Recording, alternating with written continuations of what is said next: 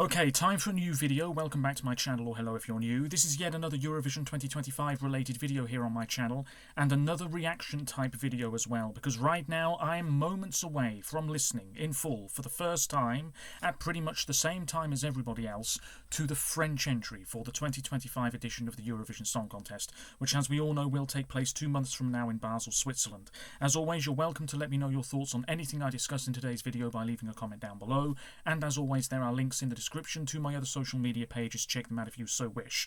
So this is going to be a slightly different reaction type video from me, and that is because the French entry is being premiered live at the Stade de France in Paris during half-time of the crucial Six Nations rugby match between France and Scotland, and it's 13 each as I speak to you now, and there's still a few minutes to go until half-time. My intention is to watch the performance on the Eurovision YouTube channel, because I don't think they're going to be showing it on British television. It's on ITV, and there will no doubt be plenty of ad breaks, so they're probably not going to focus on it at all. So I'm going to watch the live stream and probably not say a great deal as I react to it, and then my intention is to listen to it again in full and give you a few thoughts on what I'm hearing and seeing. We can't really judge this too much because it is a live performance in front of a huge audience.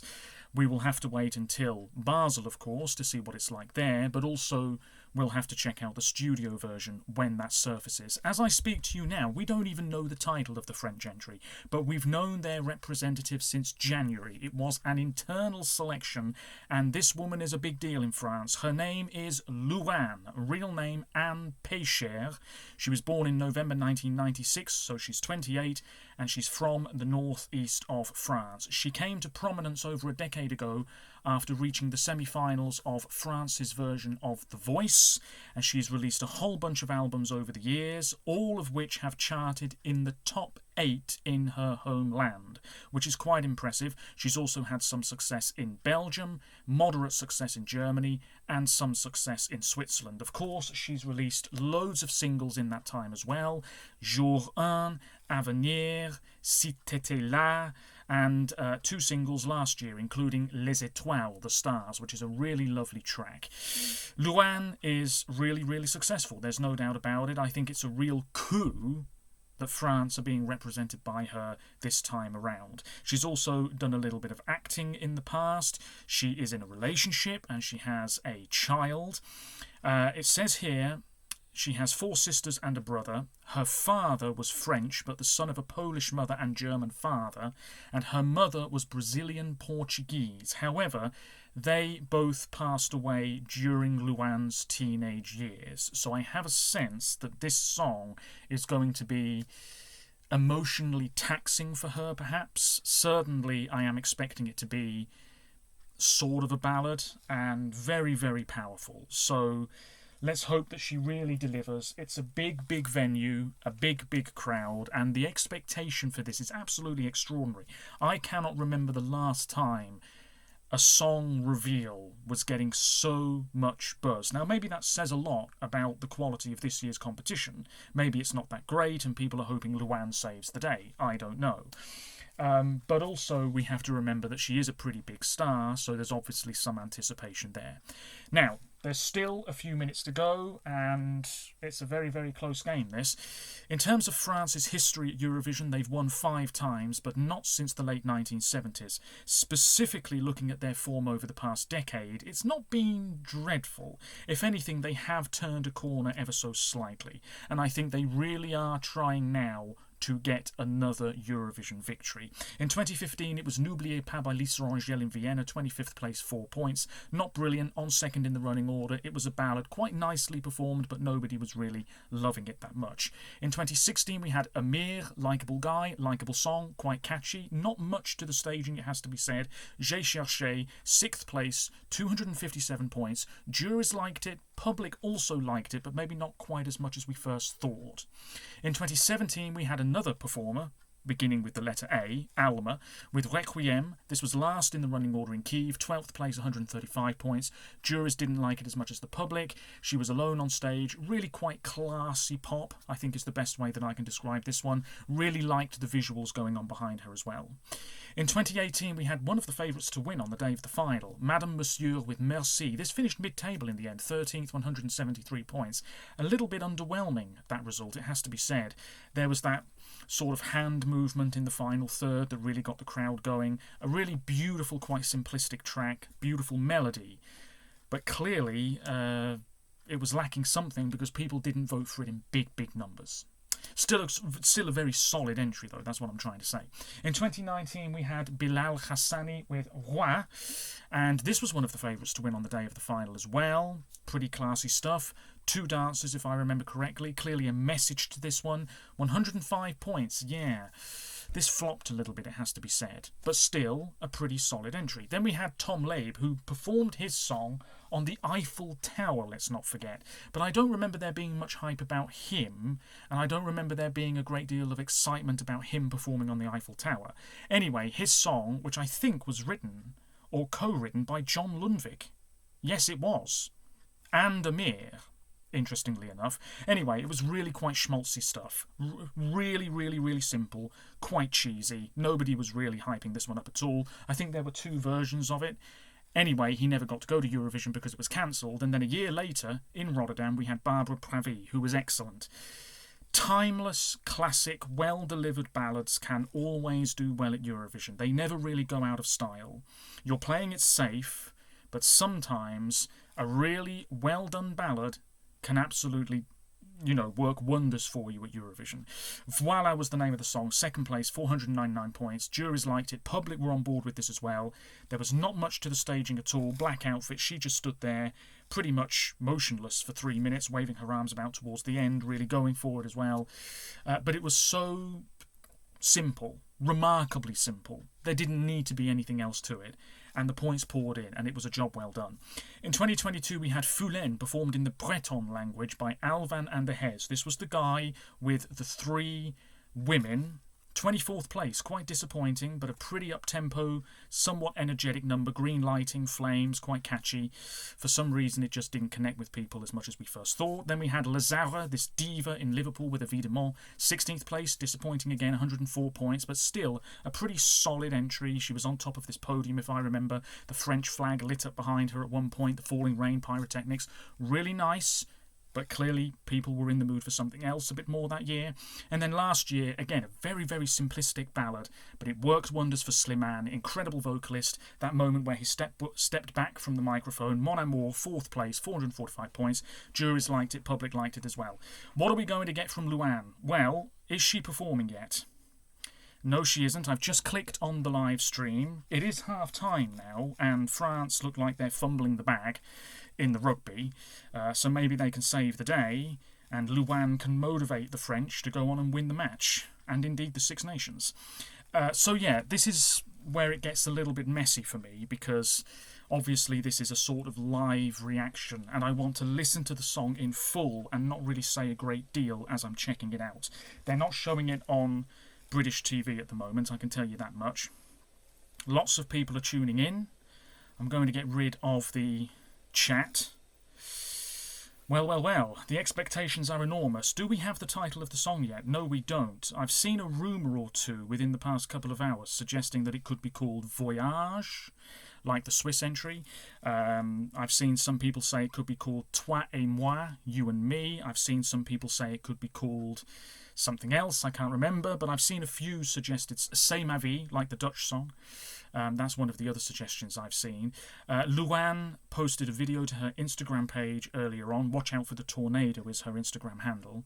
And, I mean, this is such a big moment for her. Absolutely. I watched that clip on her Instagram page and I thought, wow, she's saying that this is like the moment of her career, pretty much, the moment of her life. And she's doing it for her child, she's doing it for her mum, she's doing it for France. And, I mean, wow, what a big deal it is. What a big moment. This is clearly taken from French television live. This stream will start soon. Stay tuned. Big moments. Big moments. I'm with a lot of other Eurovision fans, it has to be said.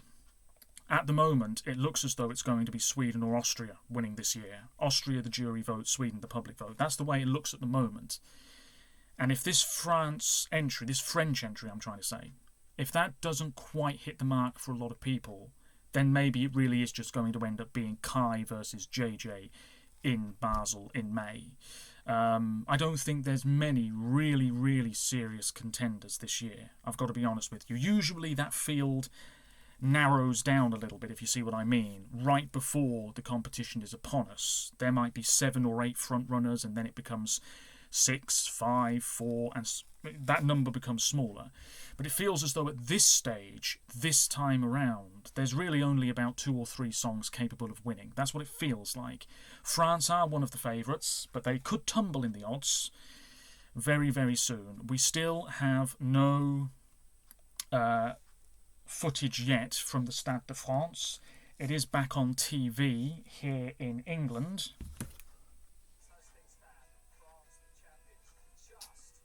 Can't hear anything though. As it stands, apparently France are going to win the Six Nations. I'm not really much of a rugby fan, I have to tell you that much. But France are on course to win it. They're going to do some analysis now. This is no surprise from ITV. Waffling on for the ages.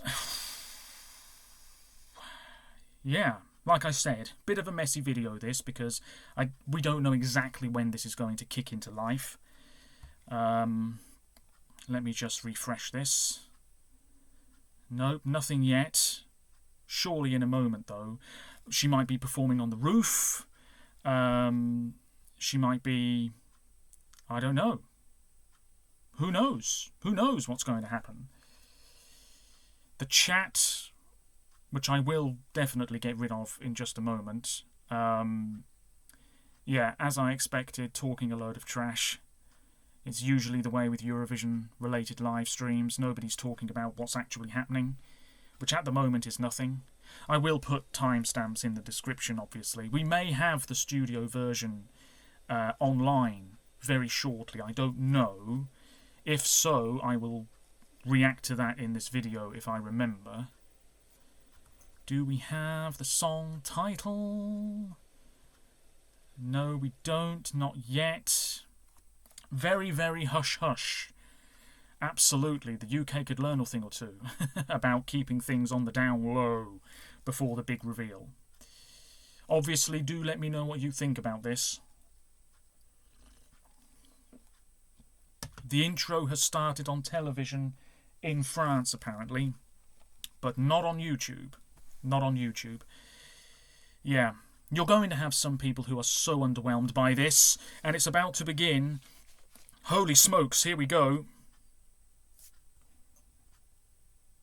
Is this it? Drummers? I mean, heavens above, look at this. Strings? The final song for this year. Will it deliver?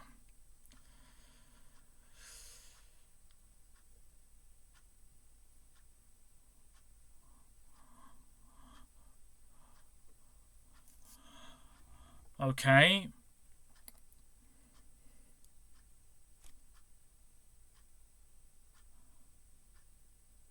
There she is.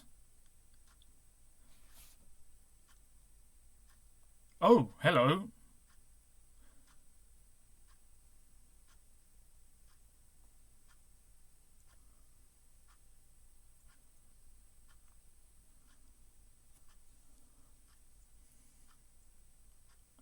It's quite dramatic. Piano.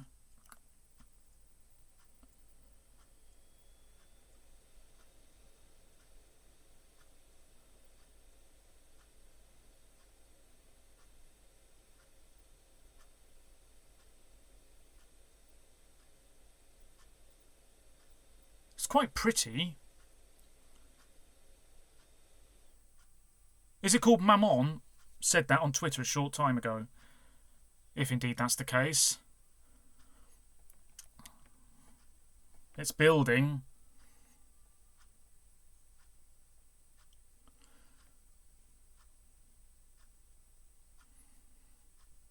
It really is a slow burner.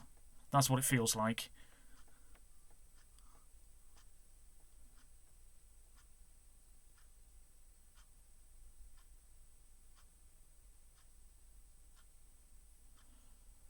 Oh! Bit of pyro.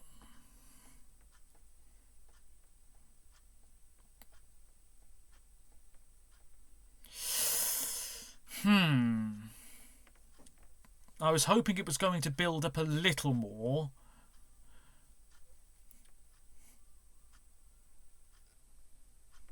It's called Maman, as was teased on her Instagram.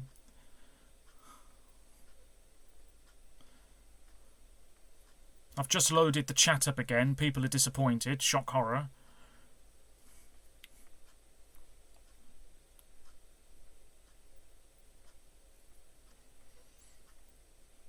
It's a nice track. I was expecting it to build up to something a bit more emphatic though. But it is good.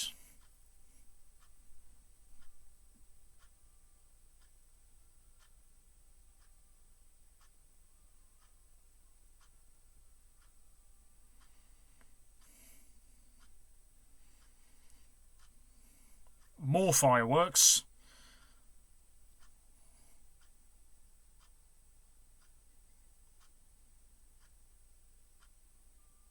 Oh! And that's her kid's voice at the end.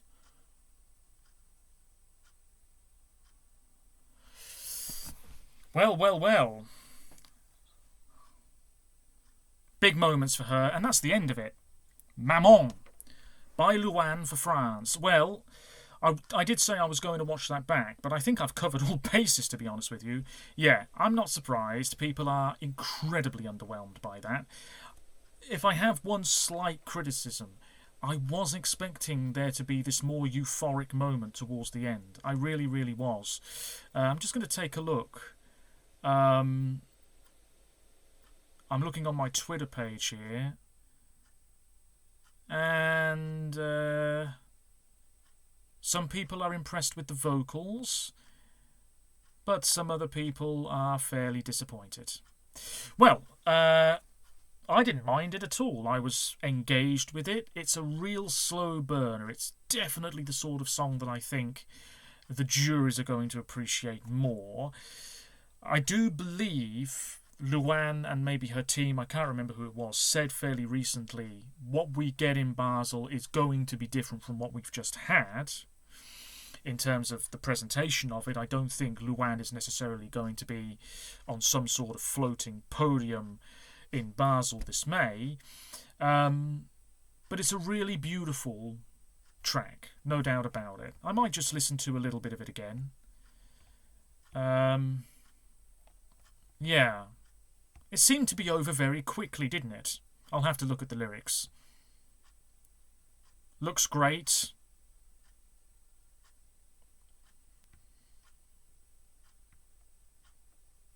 Yeah, it's nice. It is nice. I definitely think this has more jury appeal, though. But it's going to be a dramatic, powerful moment on stage in the grand final. Of that, there's no doubt. It sort of is as I expected.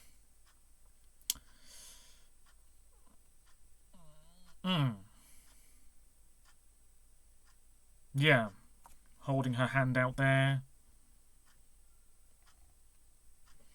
It does feel very epic. The studio version, I'm interested to hear that at some point. Maybe we already have it. Shall we have a look? Do we already have it? No. It's interesting here that there seems to be another version or some other song called Maman that she performed years ago.